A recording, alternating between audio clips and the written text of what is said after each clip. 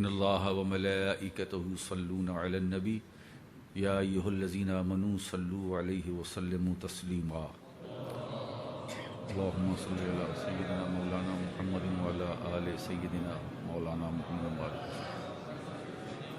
سبحان ربک رب العزۃ عما یصفون سلام علی المرسلین والحمد للہ رب العالمین.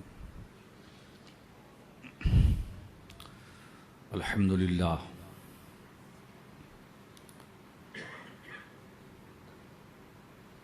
الحمد للہ الذی ہدانا الی الصراط المستقیم والصلاة والسلام علی من اختص بالخلق العظیم وعلی آلہ واصحابہ اجمعین برحمتک یا ارحم الراحمین.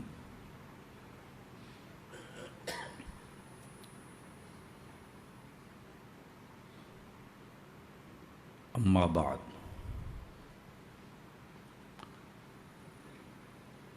اعوذ باللہ من الشیطان الرجیم بسم اللہ الرحمن الرحیم. یا ایھا الذین آمنوا اتقوا اللہ حق تقاتہ ولا تموتن الا وانتم مسلمون واعتصموا بحبل اللہ جميعا ولا تفرقوا. صدق اللہ العلی العظیم وصدق رسولہ النبی الامین المتین الکریم ونحن علی ذلک لمن الشاہدین والشاکرین والذاکرین والآمنین والموقنین والمطمئنین والحمد للہ رب العالمین. بارک اللہ لنا ولکم فی القرآن العظیم ونفعنا وإیاکم بالآیات والذکر الحکیم انہ تعالی جواد کریم ملک بر رؤوف رحیم. من علینا ربنا اذ بعث محمدا ایدہ بایدہ ایدنا باحمدا ارسلہ مبشرا ارسلہ ممجدا صلوا علیہ دائما صلوا علیہ سرمدا. اللہم صلی علی سیدنا مولانا محمد وعلی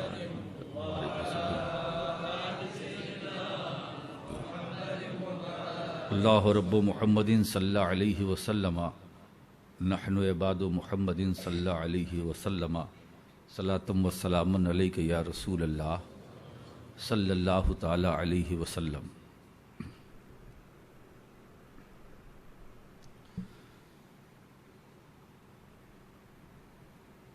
آج کی یہ محفل بڑی پاکیزہ اور مبارک ہے،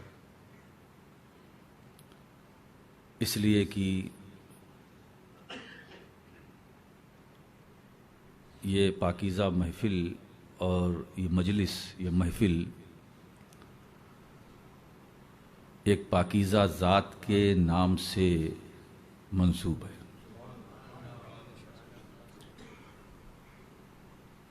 اس لیے بہت خوب ہے.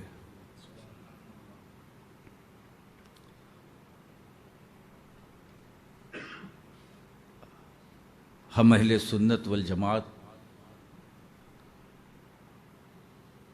نسبتوں کی اہمیت کو سمجھتے ہیں. ہمیں پتہ ہے کہ نسبت سے قسمت بدلتی ہے.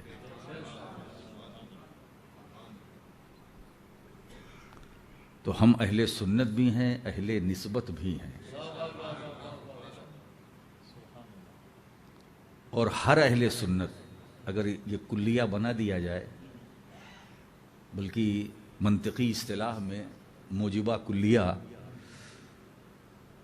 تو ہر اہل سنت اہل نسبت ہے. بن گیا ضابطہ. اور جو اہل نسبت ہیں وہ بھی اہل سنت ہیں. واقعتاً جو اہل نسبت ہیں وہ اہل سنت ہی ہیں. یہ ہمارا مقدر ہے اور رب کا فضل ہے، یہ اس کا انعام ہے. آج بہت سارے بکھرے ہوئے مضامین کو میں سمیٹنے کی کوشش کروں گا، اور میری یہ بھی کوشش ہوگی کہ زبان ذرا آسان ہو، کیونکہ میں جس ماحول میں بول رہا ہوں ظاہر ہے کہ یہاں کی زبان وہ انڈیا پاکستان والی تو ہے نہیں، لیکن مجھے احساس ہے کہ یہاں اتنی کثرت سے پروگرام ہو رہے ہیں کہ لوگ اب سمجھنے لگے ہیں، اور صرف تقریر ہی نہیں سمجھنے لگے، بہت کچھ سمجھنے لگے۔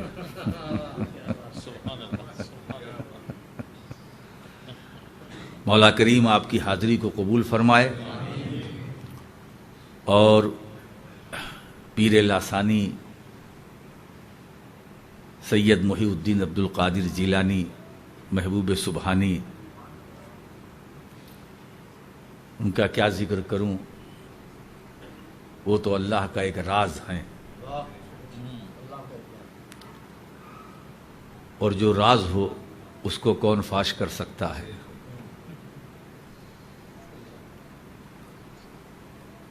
ہم فاتحے تک ہیں، لنگر تک ہیں، عرس مناتے ہیں، ان کی بارگاہ میں اپنی محبتوں کا نذرانہ پیش کرتے ہیں، بس ہمارے لیے یہ کافی ہے، اور ان کا کرم ہم پر ہے، ان کا روحانی تصرف ہم پر ہیں۔ حضرات گرامی، میں ایک گوشے کی طرف آپ کے ذہن کو لے جاؤں کہ حضرت مخدوم اشرف جہانگیر سمنانی رحمۃ اللہ علیہ، ان کے ایک خلیفہ مرید مخدوم شیخ صفی الدین حنفی اشرفی، یہ حنفی ان کو کہا گیا، اتفاق کی بات یہ ہے کہ یہ امام اعظم ابو حنیفہ کی اولاد میں سے ہیں، اور انہیں ثانیہ ابو حنیفہ بھی کہا گیا۔ علم و فضل کا یہ عالم، بڑی کتابوں کے مصنف ہیں یہ۔ انہوں نے اپنے مرشد برحق سید اشرف جہانگیر سمنانی سے سوال کر لیا کہ حضرت، روئے زمین پر کچھ ایسے اللہ کے بندے ہیں اولیاء کرام میں جو مرنے کے بعد اپنی قبروں میں زندوں کی طرح تصرف کرتے ہیں وصال کے بعد؟ تو حضرت مخدوم سمنانی نے جواب دیا، ہاں وہ 5 ہیں جو اپنی اپنی قبر میں زندوں کی طرح تصرف کرتے ہیں، جیسے قبر کے باہر ویسے ہی قبر کے اندر وہ مدد کرتے ہیں۔ ان کو اللہ نے اتنا اختیار دے رکھا ہے، اتنا پاور دے رکھا ہے۔ ان میں سے ایک نام سیدنا شیخ عبد القادر جیلانی غوث اعظم رضی اللہ تعالیٰ عنہ کا ہے، جن کے نام نامی اس میں گرامی سے آج کی محفل معنون ہے۔ اپنی قبر میں زندوں کی طرح تصرف فرماتے ہیں۔ دوسرا حضرت سیدنا معروف کرخی، جو حضور غوث پاک کے سلسلے مرشدین میں ہیں۔ تیسرا نام شیخ محی الدین ابن عربی، چوتھا نام شیخ عقیل مسیحی، اور پانچویں بزرگ ہیں جو اپنی قبر میں زندوں کی طرح تصرف کرتے ہیں، مدد کرتے ہیں، شیخ حیات حرافی۔ تو مخدوم شیخ صفی نے پوچھا کہ حضور، یہ تو شہنشاہ ولایت اسلام ہے، ہمارے ملک ہندوستان میں بھی ایسے ہیں؟ یہ تو سب عراق میں ہے، یہاں بھی کچھ ہیں ایسے ہیں؟ تو حضور غوث العالم سلطان اشرف جہانگیر سمنانی نے فرمایا کہ بھئی اس پر کلام، اس پر جسارت اچھی چیز نہیں ہے، لیکن اب پوچھ رہے ہو تو مجھے بتانا پڑے گا۔ ہاں، ہندوستان میں بھی 5 ہیں جو اپنی اپنی قبروں میں زندوں کی طرح تصرف کرتے ہیں۔ نمبر 1 خواجہ معین الدین چشتی، نمبر 2 خواجہ قطب الدین بختیار کاکی، نمبر 3 بابا فرید گنج شکر، نمبر 4 خواجہ نظام الدین اولیاء، 5 مخدوم علاء الحق پنڈوی، جو مخدوم اشرف جہانگیر سمنانی کے پیر و مرشد ہیں۔ یہ پانچ ہندوستان میں بھی ہیں جو اپنی قبروں میں زندوں کی طرح تصرف کرتے ہیں، مدد کرتے ہیں، ہے نا؟ تو یہ کتنے ہو گئے؟ 5 ادھر سے 5 ادھر سے، تل کا عشرتن کاملہ، یہ 10 ہو گئے۔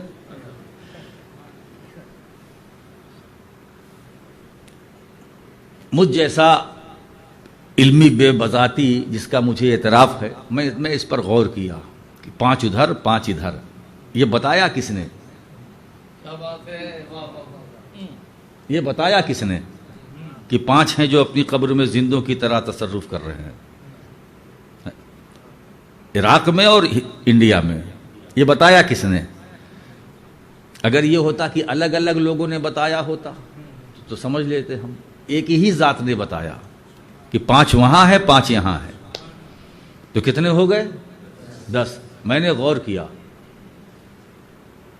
تو اب 5 حص تو سبھی کے پاس ہوتی ہے، 6ٹھی حص جو ہے وہ کسی کسی کو۔ میں نے غور کیا تو میں اس نتیجے پر پہنچا کہ 10 تو وہ ہیں جو مخدوم سمنانی نے جن کو بتایا، اور 11ویں خود سلطان اشرف جہانگیر سمنانی ہیں جنہوں نے 10 کے بارے میں بتایا۔ اب وہ اپنے بارے میں کیسے بتاتے؟ تو میں نے غور کیا تو میں اس نتیجے پر پہنچا کہ وہ 11ویں بزرگ سلطان اشرف جہانگیر سمنانی ہیں جو اپنی قبر میں زندوں کی طرح تصرف کرتے ہیں۔ تو اب کتنے ہو گئے؟ 11 اولیاء یازدہم۔ بس منت مان لیجئے، کوئی مشکل ہو کوئی پریشانی ہو ان کے حوالے سے اللہ کی بارگاہ میں دعا کیجئے، وہ مشکل رب تعالیٰ آسان فرما دے گا۔ آج ایسے کی محفل میں آپ حاضر ہیں کہ جس کی نظر میں آپ ہر وقت ہیں۔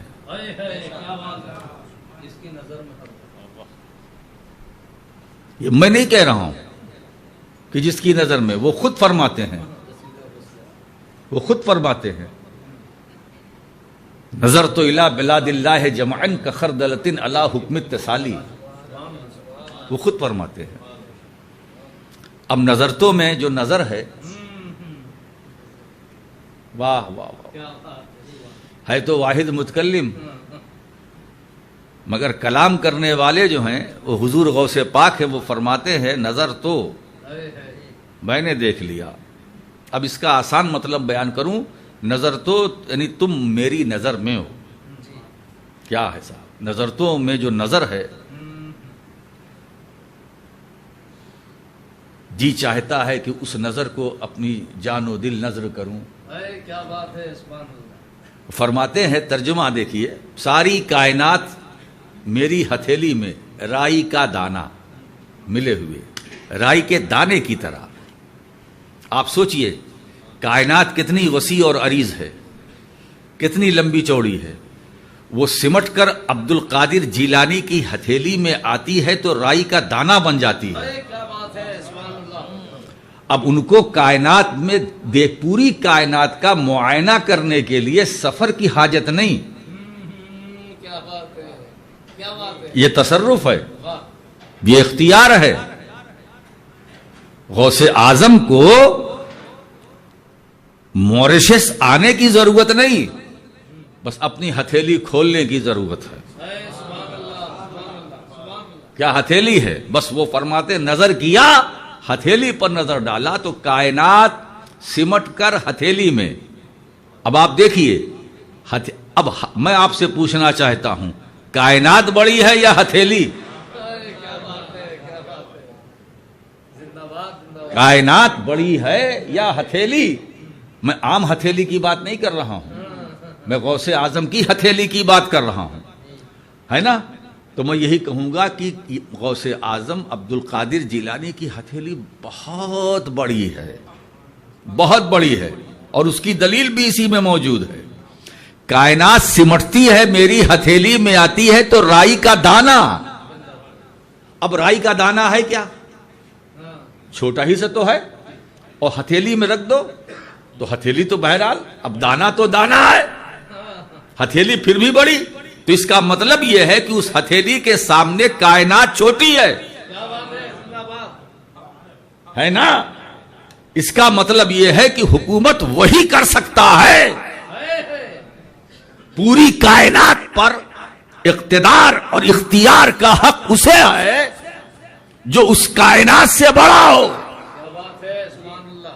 اب آپ اندازہ لگائیے، کائنات سمٹتی ہے، ہتھیلی میں آتی ہے تو رائی کا دانہ بن جاتی ہے، اور وہی کا رائی کا دانہ جب ہتھیلی سے باہر ہوتا ہے تو کائنات بن جاتی ہے، سمٹتی ہے تو دانہ بنتی ہے، باہر ہوتی ہے وہ دانہ باہر جاتا ہے، کائنات بن جاتی ہے. اب یہیں سے عقیدہ اہل سنت لے لو. ارے جب عبد القادر امتی کے تصرف کا یہ عالم ہے تو میرے نبی کے اقتدار کا عالم کیا ہوگا؟ پھر اختیار مصطفیٰ کا عالم کیا ہوگا؟ سلطنت مصطفیٰ کا عالم کیا ہوگا؟ آپ سوچو، جب امتی کی قوت و طاقت و تصرف و اختیار و اقتدار کا یہ عالم ہے نا، تو جو مختار کائنات ہیں ہے نا، تو ابھی سویرا ہے، مختار کائنات ہیں، جو چاہو مانگ لو، میرے نبی حیات ہیں. یہ میں نے دیکھ لیا، تم میری نظر میں ہو. اب ہم کو بھی اطمینان ہو گیا، ہم کو بھی اطمینان ہو گیا. جب ہم غوث پاک کی نظر میں ہیں تو ہم کو اور نظر کی ضرورت بھی نہیں ہے نا. زیادہ نظر کے چکر میں رہو گے نظر لگ جائے گی. ایک کی نظر میں رہو. اور ایک بات بتائیں، جب کسی اپر کی نظر، اپر والے جو اوپر والا مضبوط، اس کی نظر رہتی ہے تو سب کی نظر ہو جاتی ہے. اب جس پہ خود بخود ہو جاتی ہے، کچھ کہنے کی ضرورت نہیں کہ حضور ہم پر نظر کیجئے. نہیں، وہ سب جتنے نظر والے ہیں، جب انہوں نے دیکھا کہ بغداد والے کی نظر اس پر ہے تو اجمیر والے کا پھر میں بھی نظر کروں گا، وہ کچوجے والے وہ میں بھی نظر کروں گا، مخدوم پاک کی بھی نظر، کلیر والے کی بھی نظر، دہلی والے کی بھی نظر، مہرولی والے کی بھی نظر، سب کی نظر، سب کی نظر، ہر ولی کی نظر. کیونکہ ہر ولی کی گردن پر غوث اعظم کا قدم. تو سب ولی دیکھ رہے ہیں. جب سرکار کی نظر میں یہ ہے تو پھر ہم کیوں اس سے منہ پھرا، ہم منہ موڑے کیوں؟ نہیں، سب کی نظر میں. تو ایک کی نظر میں رہو، اور غوث اعظم کی نظر میں رہو گے تو امام حسن کی نظر میں رہو گے، امام حسین کی نظر میں رہو گے، شاہ نجف کی نظر میں رہو گے، پھر حضور کی نظر میں رہو گے، اہل بیت کی نظر میں رہو گے، سب کی نظر میں رہو گے. جتنے اولیاء اللہ ہے سب کی نظر میں رہو گے. ماریشس میں ہو ہے نا، سب کی نظر میں رہو گے. اسی لیے ہم ماریشس میں ہیں مگر بہت ساری نظروں کو ہم نے دیکھا ہے، بہت ساری نظروں کو ہم نے اپنی نظر سے دیکھا ہے. اب دیکھیے نظر ہی نظر چل رہی ہے نا. اسی لیے ہم نظروں کو نظر کرتے ہیں. بات سمجھ میں آئی نا؟ اب آپ دیکھیے ماریشس کی سرزمین پر سنیت کا کام کتنا ہوا. سب سے پہلے آنے والی ذات مبلغ اسلام، سیاح عالم حضرت علامہ عبدالعلی میرٹھی صدیقی رحمۃ اللہ علیہ. کتنی خدمات ہیں. اس وقت یہ سہولتیں بھی نہیں تھی سفر. آج ہم بمبئی بیٹھتے ہیں 6 گھنٹے میں ماریشس آ جاتے ہیں. وہ کب نکلتے تھے، کب پہنچتے تھے، کشتیوں میں سفر کرتے تھے، کیسے کرتے تھے. آپ سوچئے وہ عشق رسول و محبت رسول اور اس کی جو خوشبوؤں کو انہوں نے تقسیم کیا ہے. آج بھی جائیے، کہیں بھی جائیے، گیانا جائیے، ویسٹ انڈیز جائیے، سورینام میں گیا، جنوبی امریکہ، وہاں بھی دیکھا مبلغ اسلام کی خدمات.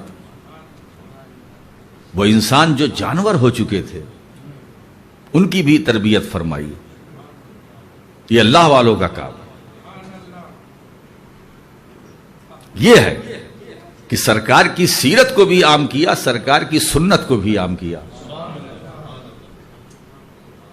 پھر اسی ٹریک پر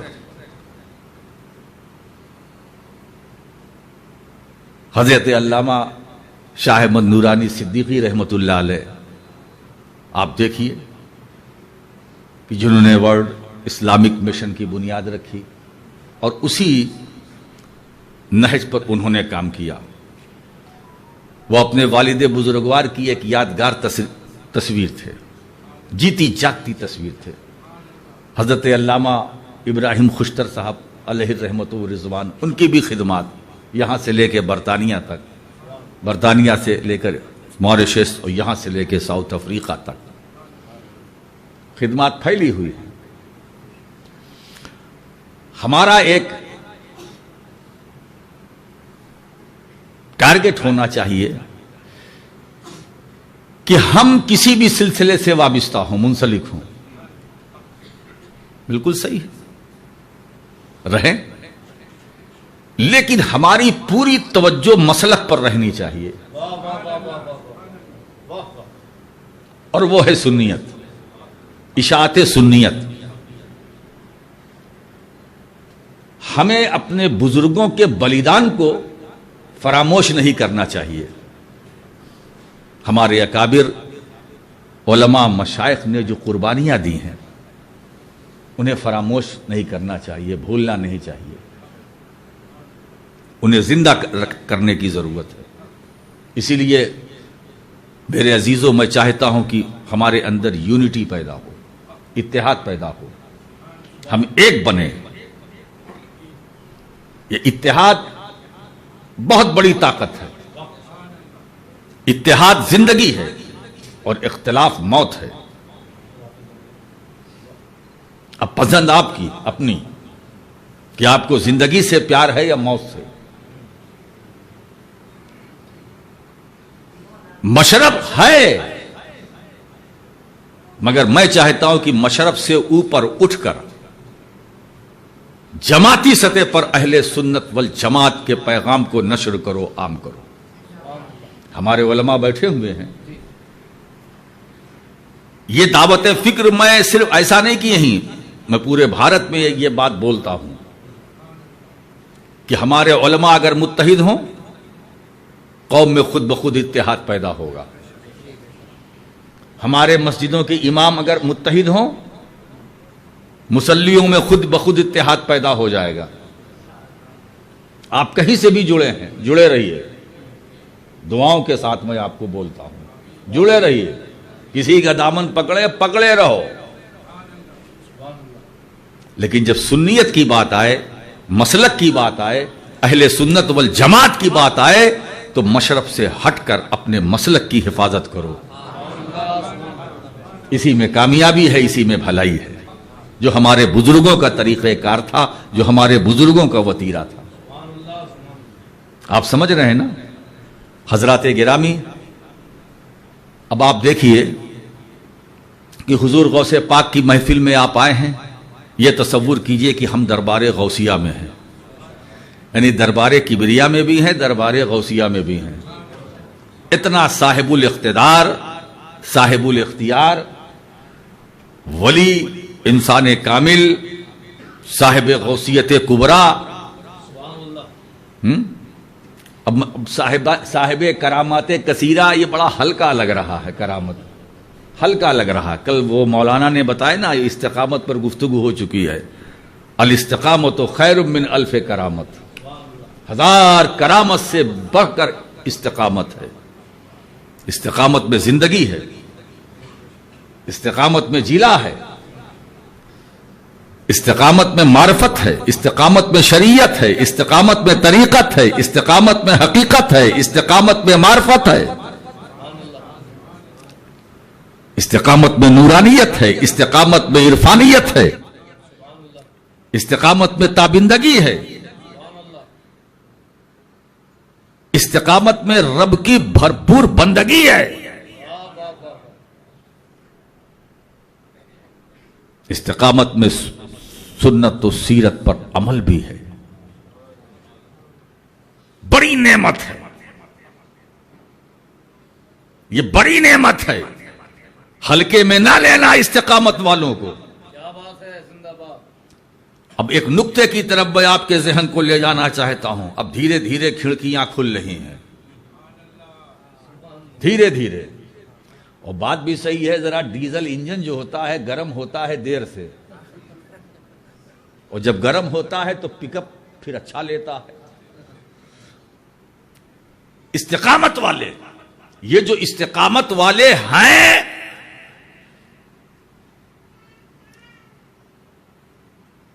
قرآن کی نظر میں یہی مرد ہیں، یہی مرد ہیں۔ ہمارے وہاں جو مرد اور عورت کا تصور ہے، جو کنسپٹ ہے، وہ کچھ اور ہے، مگر صوفیہ کے وہاں کچھ اور ہے۔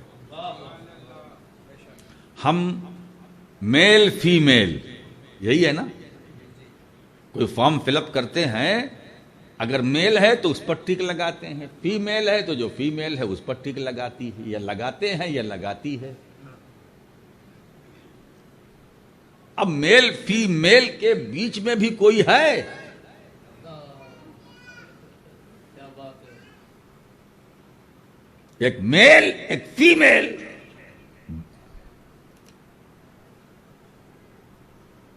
بٹوین میل اینڈ فیمیل کوئی ہے؟ میل بھی اللہ کے بندے, فیمیل بھی اللہ کے بندے, بیچ میں ایک اور کوئی ہے؟ نہیں ہے. ہے. بات اللہ کے بندے کی ہو رہی ہے.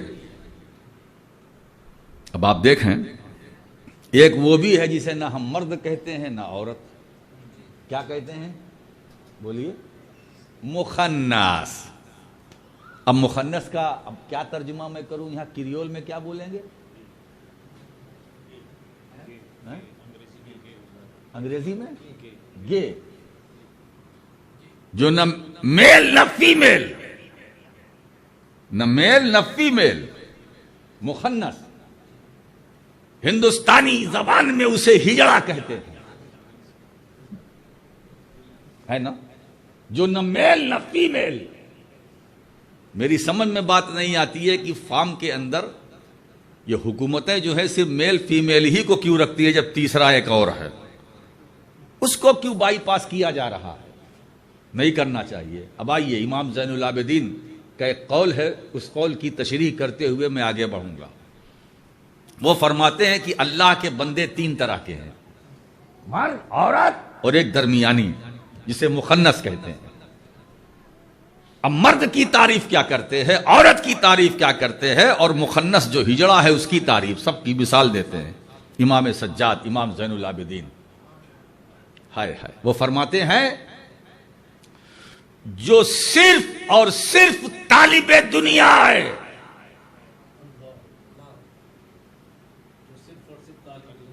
طالب دنیا ہے, وہ عورت ہے. امام زین العابدین فرماتے وہ عورت ہے جو صرف اور صرف طالب دنیا ہے. اب آئیے صاحب, اور جو صرف اور صرف طالب عقبا ہے وہ مخنث ہے.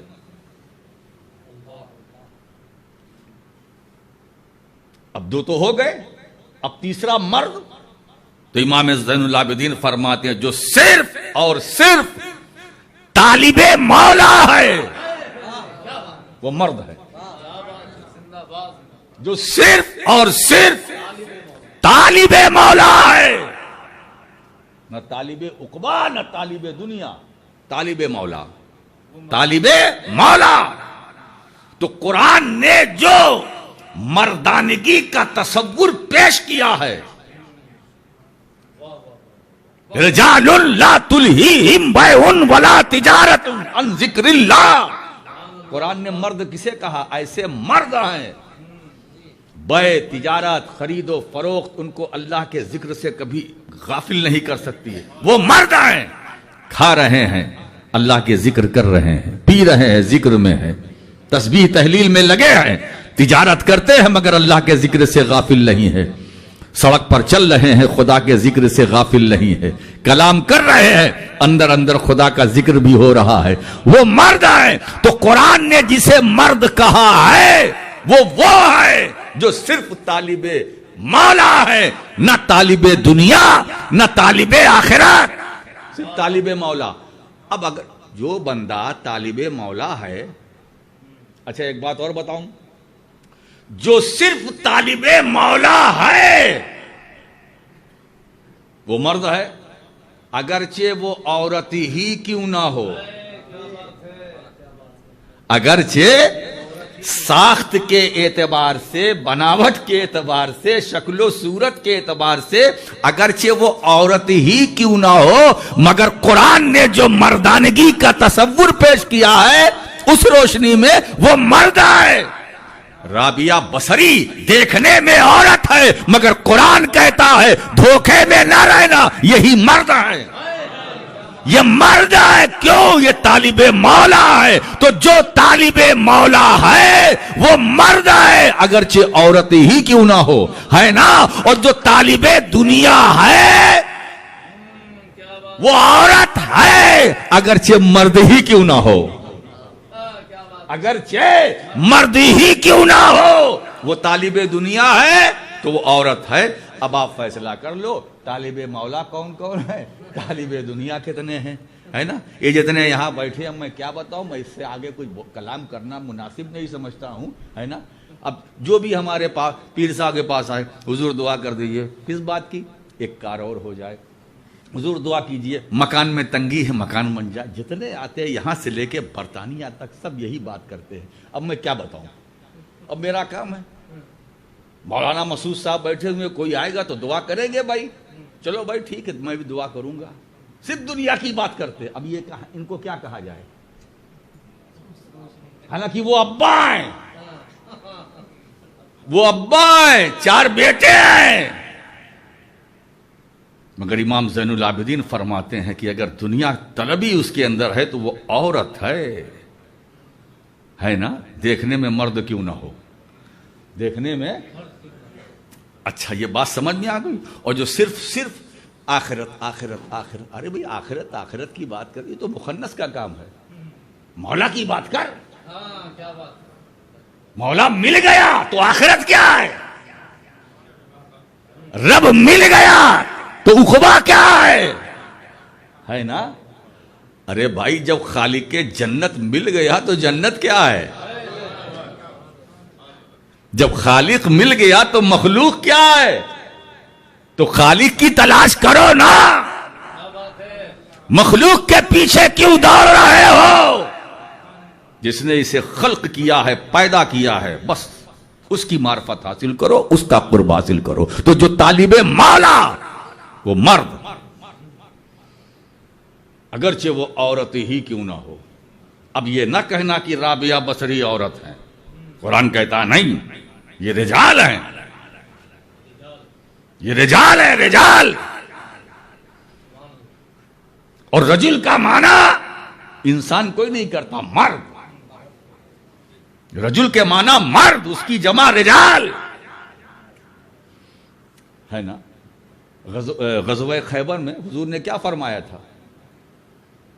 میں اشارہ کروں، کل یہ علم جھنڈا میں ایک ایسے مرد کو دوں گا، انسان کو نہیں، ایسے مرد کو دوں گا جس سے خیبر فتح ہوگی، ایسے مرد کو دوں گا، ہے نا؟ کس کو دوں گا؟ مرد کو دوں گا، ایسے مرد کو دوں گا، ایسے مرد کو دوں گا، ایسے۔ اب ہر انتظار میں کہ یہ موقع میرے ہاتھ آئے گا، میرے ہاتھ آئے گا، ظاہر سی بات ہے، یہ تو سب متمنی تھے، سب کو تمنا تھی، سب کو خواہش تھی، یہ جھنڈا مجھے ملے، یہ علم مجھے ملے۔ سرکار نے فرمایا ایسے مرد کو، وہ ہے کون خوش نصیب مرد؟ جب دوسرا دن آیا تو سرکار فرماتے اینا علی، علی کہاں ہیں یا رسول اللہ؟ ان کی آنکھیں دکھ رہی، کہا بلاؤ، لعاب دہن لگایا، دکھتی ہوئی آنکھوں کو شفا مل گئی، مولا کائنات کو، مختار کائنات نے وہ جھنڈا دیا، وہ علی ہے، علی ہے نا؟ اب ایک بات بتائیں، اسی حدیث سے جو میں نے نتیجہ نکالا کہ مولا کائنات کو شاہ مرداں، شیر یزداں، قوت پروردگار، شاہ مرداں ہے نا؟ یعنی یہ انسانوں کے شاہ نہیں، مردوں کے۔ میں سوچتا تھا مردوں کے شاہ مرداں، یہ مرد تو مجھے پھر امام زین العابدین کا یہ قول ملا، ہے نا؟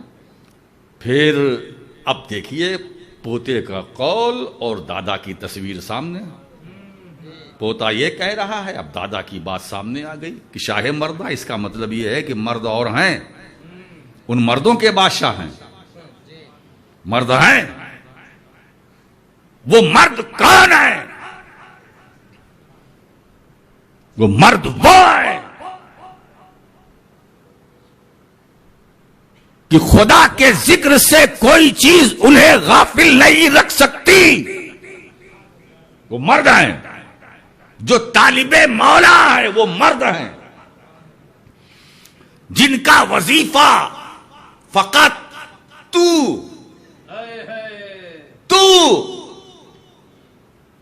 طلب مولا کا یہ عالم کہ انہیں تو کے سوا کچھ نظر ہی نہیں آتا، یعنی انا کا کوئی تصور ہی نہیں، تو میں کا کوئی تصور ہی نہیں، تو جہاں ایگو ختم ہو جائے صرف تو، یعنی اپنی ذات کا جہاں احساس نہ ہو، جہاں اپنے وجود کا کہ ختم ہونے کا مکمل احساس پیدا ہو جائے، صرف تو مولا، تو آنکھوں میں تو، زبان پر تو، ہر جلوے میں تو، پتیوں میں تو، گلشن میں تو، بہاروں میں تو، نظاروں میں تو، آبشاروں میں تو، دریا کی روانی میں تو، پہاڑ کی بلندی پر تو، جلوت میں تو، خلوت میں تو، قیام میں تو، رکوع میں تو، سجود میں تو، قعدے میں تو،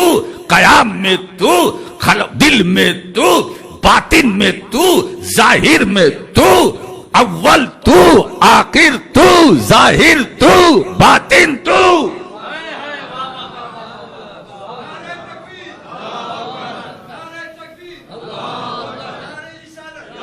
گلشن میں تو، بلبل کی چہک میں تو، خوشبو کی مہک میں تو، نظاروں میں تو، پھلواری میں تو، کمال میں تو، جمال میں تو، جلال میں تو، علم میں تو، ادراک میں تو، فہم میں تو، صرف تو ہی تو، میں نہیں تو. جب بندہ اس مقام پر پہنچتا ہے تو وہ مرد کہلاتا ہے، اور اسی مرد کا نام منصور ہے. اسی مرد کا نام حضرت منصور. انہوں نے کہا انا الحق، ہے نا. جس مقام پر پہنچ کر انہوں نے کہا تھا وہ بالکل صحیح. پھر حکم کیوں لگایا گیا؟ جب وہ صحیح تو پھر حکم کیوں لگایا گیا؟ اور لگایا گیا تو انہوں نے قبول کیوں کیا؟ احترام شریعت.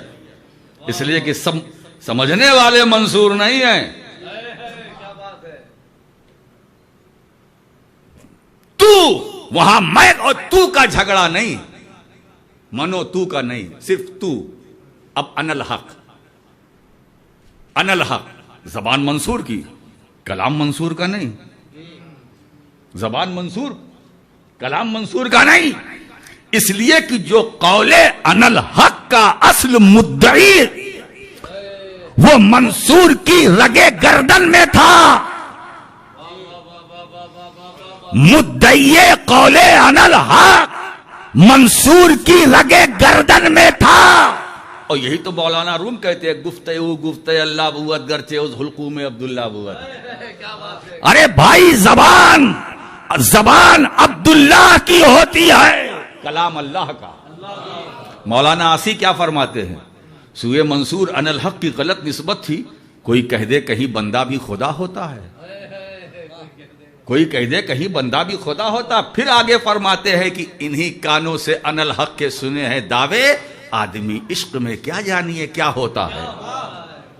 انہی کانوں سے ان الحق کے سنے ہیں دعوے، آدمی عشق میں کیا جانیے کیا ہوتا ہے. تو مردوں کی لسٹ اور فہرست ہم سنیوں کے پاس کم نہیں ہے. اب میں چلتا ہوں، صدیق اکبر مرد، عمر فاروق اعظم مرد، عثمان غنی مرد، مولا علی مشکل کشا مرد، امام حسن مرد، امام حسین مرد. آپ چلے آئیے پورا شجرہ.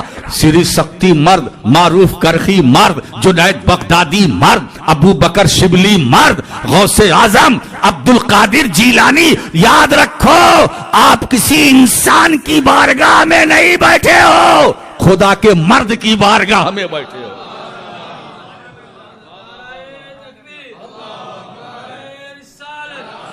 جو عند اللہ بھی مرد ہے، عند القرآن بھی مرد ہے. اب ایک مرد کی بارگاہ میں ہے نا.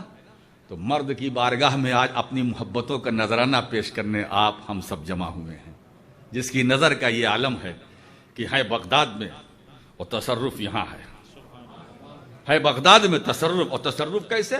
ابھی جیتا جاگتا تصرف کہ میں کلام کر رہا ہوں، میں ان کی شان بیان کر رہا ہوں، یہ کسی تصرف سے کم ہے؟ بغداد والا تو بغداد میں ہے مگر ان کا ذکر یہاں ہو رہا ہے نا؟ ہم نہ بیان کرنا چاہیں، بیان نہ کرنا چاہیں، نہیں کرنا ہی پڑے گا، یہی تصرف ہے، یہی اقتدار اور اختیار ہے۔ غوث اعظم، آئے ہائے کیا بات ہے، ایسے مرد ہیں کہ اس مرد کامل کا ایک جملہ مجھے یاد آ رہا ہے، وہ فرماتے ہیں ان لم یکن مریدی جیدن انا جیدن، کہ اگر میرا چاہنے والا اچھا نہیں ہے کوئی بات نہیں، میں تو اچھا ہوں۔ قادریہ، وابستگان سلسلہ قادریہ، کبھی بھولنا نہیں، اگر تم خراب ہو پریشان نہ ہونا، غوث اعظم ذمہ داری لے رہے ہیں کہ مجھ سے محبت کرنے والا اگر اچھا نہیں ہے میں تو اچھا ہوں۔ اور یہ انہوں نے صرف کہا ہی نہیں، کیا بھی۔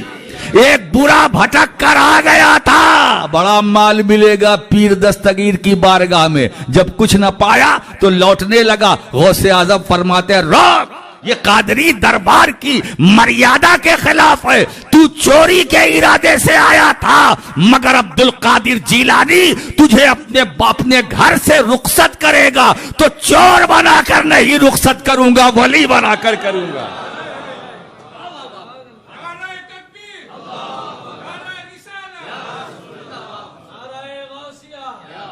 آپ سوچئے کیا تصرف ہے نا؟ نہ کوئی تقوی ہے، نہ علم ہے، نہ محنت ہے، نہ مشقت ہے، ایک نظر ڈال دی ولی بنا دیا۔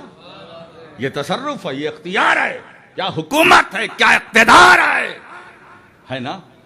تو میں اگر میرا چاہنے والا اچھا نہیں ہے کوئی بات نہیں، میں تو اچھا ہوں، انا جیدن، گھبراتے کیوں؟ میں اچھا ہوں، تم برے ہو، میں اچھا ہوں۔ کتنی تسکین دل کو مل گئی ہے نا؟ ہائے ہائے ہائے، یہی تصرف ہے جو قول ان کا ہے، وضاحت میں کر رہا ہوں۔ وہ تصرف نہ ہو، وہ فیضان جاری نہ ہو، ہم بولنے کے لیے سوچ بھی نہیں سکتے۔ ایک بات بتائیں، میں خود بولتا نہیں ہوں، مجھ سے جو کہا جاتا ہے بول دیتا ہوں،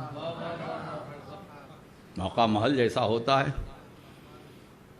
میرا چاہنے والا اور پھر آگ فرماتے ہیں اِنَّ یدی علی مریدی کالسماء علی الارض، میرا ہاتھ، اب یہ استعارہ ہے، میرا سایہ میرے چاہنے والے پر ایسا ہے جیسے آسمان کا سایہ زمین پر۔ زمین والوں پر آسمان کا سایہ ہے کہ نہیں ہے نا؟ ایسے ہی غوث اعظم فرماتے ہیں شیخ عبد القادر جیلانی رضی اللہ تعالیٰ عنہ، میرا ہاتھ میرے چاہنے والے پر ہر وقت ہے۔ اب کتنا لمبا ہاتھ ہے مولانا، ہاتھ کی لمبائی دیکھو۔ اب چاہنے والے تو ماریشس میں ہیں اور ہاتھ بغداد میں ہے، وہ بھی اس وقت ایٹ دس ٹائم اپنی قبر میں، اور ہم ماریشس میں۔ اب ماریشس سے بغداد کتنا ہے بولو؟ کتنی دور ہے بولو؟ بہت دور ہے نا؟ بہت دور ہے نا؟ 8 گھنٹے کا سفر ہے، اور وہ بھی پلین سے۔ پلین سے کشتی میں چلو تو کتنا دن لگے گا؟ مہینوں لگے گا۔ ہاتھ بغداد میں، اور فرماتے اِنَّ یدی علی مریدی۔ تو اس کا مطلب یہ ہے غوث اعظم اپنے اس کلام میں یہ بتانا چاہتے ہیں میرے ہاتھ کو نہ دیکھو کہاں ہے کہاں نہیں، یہ تلاش کرو میرے چاہنے والے کہاں ہیں کہاں نہیں۔ چاہنے والے جہاں ہوں گے میرا ہاتھ وہاں ہوگا، چاہنے والے جہاں ہوں گے سایہ وہاں ہوگا، چاہنے والے پہاڑ پر ہے میرا سایہ وہاں، چاہنے والے دریا میں ہے چاہے میرا سایہ وہاں، میرا ہاتھ وہاں بھی۔ اگر کسی کی کشتی بھی ڈوب رہی ہے اور اس نے تڑپ کر مجھے پکارا تو میرا ہاتھ وہاں بھی اس کی دستگیری کرے گا، وہاں بھی تصرف۔ معلوم ہوا اب جہاں جہاں مرید وہاں وہاں پیر دستگیر۔ کیا تصرف ہے. انا یدی علی مریدی، پکار کے تو دیکھو، یاد کر کے تو دیکھو، ان کو ان کو یاد کر کے تو دیکھو. تم ماریشس میں سنیو ایک بار تڑپو گے، ان کی مدد بار بار تمہیں ملے گی. ان کی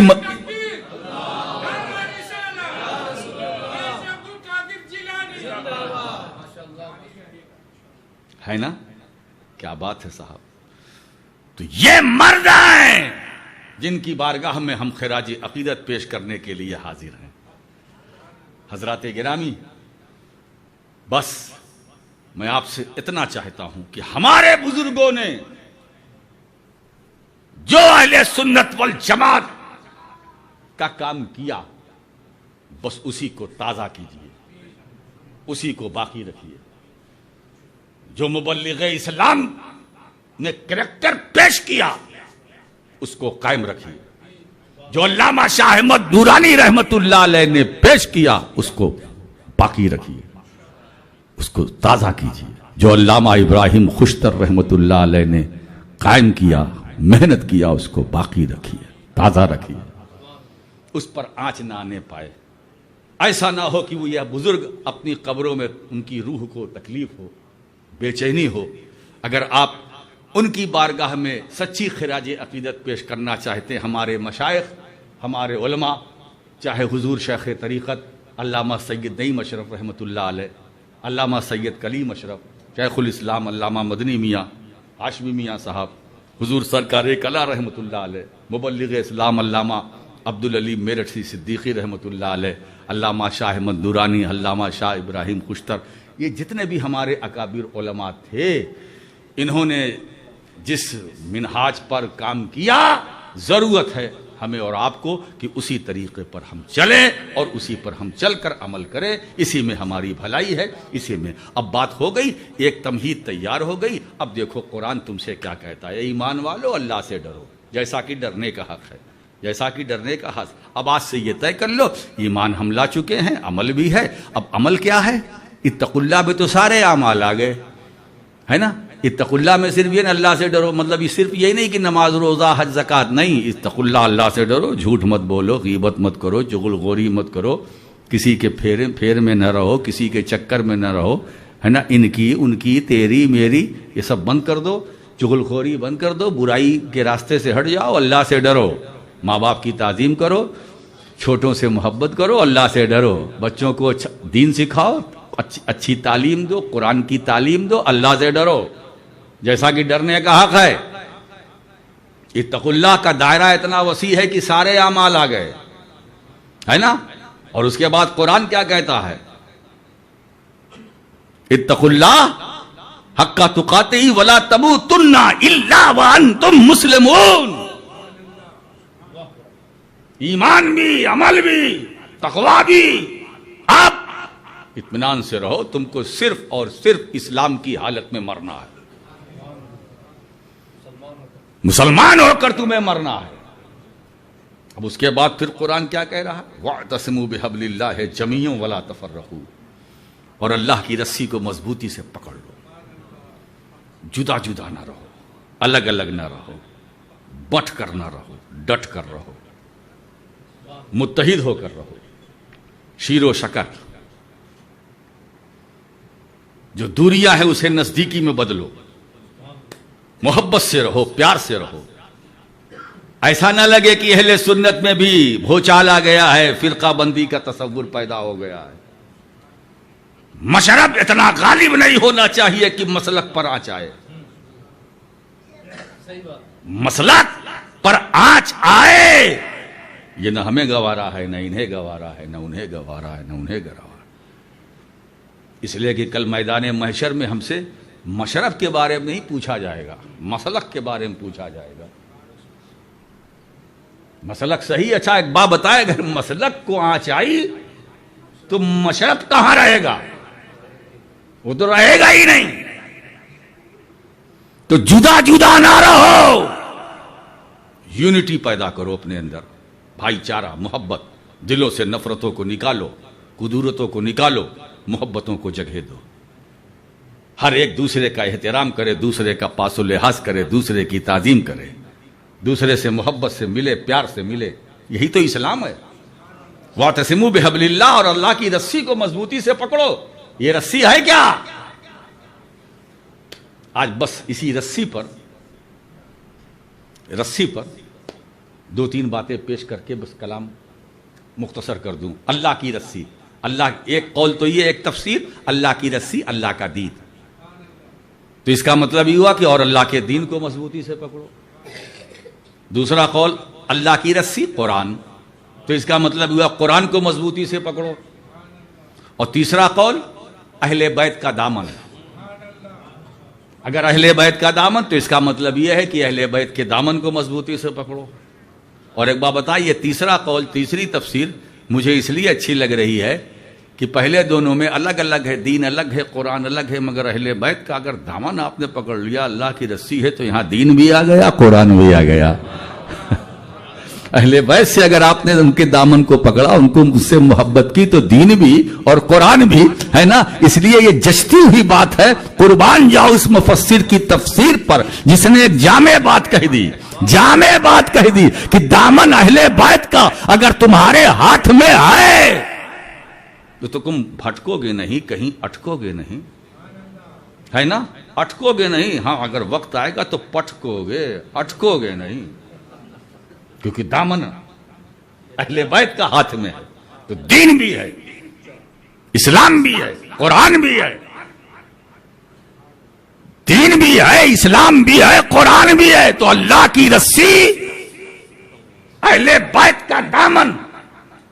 اب کنز العمال کی ایک حدیث سن لیجئے. سرکار صلی اللہ علیہ وسلم ارشاد فرماتے ہیں، اساس الاسلام حبی و حب اہل بیتی. اسلام کی بنیاد، میرے نبی فرماتے میری محبت اور میرے اہل بیت کی محبت. یہ اسلام کی بنیاد ہے. پیغمبر اسلام کی محبت اسلام کا فاؤنڈیشن، اہل بیت کی محبت اسلام کا فاؤنڈیشن، بنیاد. اور بنیاد اگر مضبوط ہوگی، عمارت مضبوط ہوگی، دیوار مضبوط ہوگی، دیوار مضبوط ہوگی تو چھت مضبوط ہوگی، چھت مضبوط ہوگی، دیوار مضبوط ہوگی. اور اصل چیز بنیاد مضبوط ہوگی تو سب پوری عمارت، پوری بلڈنگ مضبوط ہوگی، ہے نا. تو مسلمانوں، یہاں سے لے کر وہاں تک اور جنت میں جانے تک اگر تم چاہتے ہو کہ ہر موڑ پر ہم مضبوط دکھائی دیں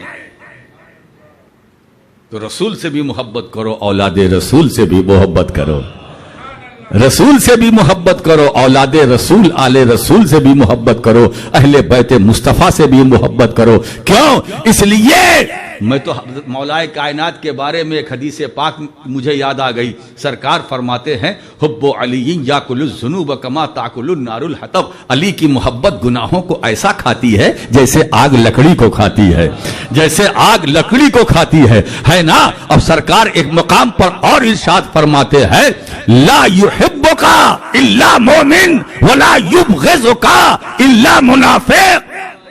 اے علی، تم سے محبت وہی کرے گا جو مومن ہوگا، بغض وہی رکھے گا جو منافق ہوگا.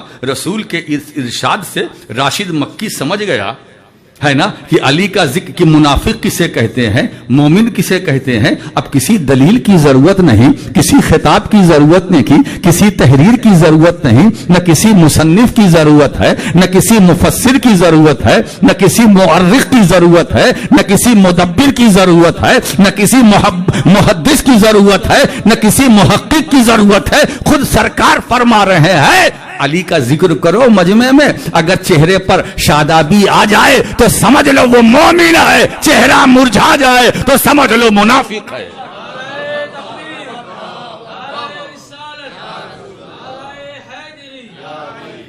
حضرات گرامی، آج بڑا نور و سرور محسوس ہو رہا ہے کہ ہم اہل بیت کے ایک فرد جلیل، بطل جلیل کی بارگاہ میں اپنی محبتوں کا نذرانہ پیش کر رہے ہیں. مولا کریم اس ہمارے نذرانے کو قبول فرمائے. وآخر دعوانا ان الحمد للہ رب العالمین.